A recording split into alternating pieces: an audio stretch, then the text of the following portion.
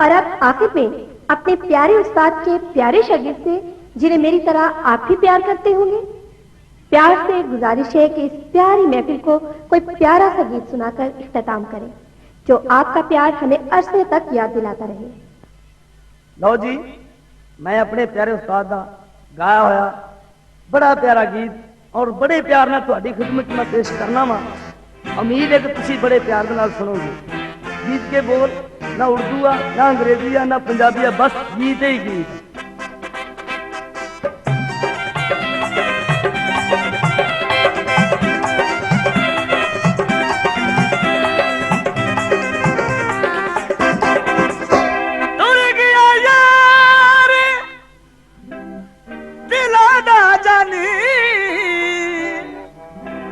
जिंद पई विच फिकरा पाटी लीर पुरानी बागो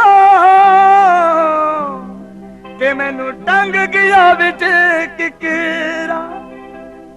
आई लव यू कह गई है, I love you I love you कह गई है। मेरा दिल एक गोरी, मेरा दिल एक गोरी रह गई है। I love you I love you कह गई है।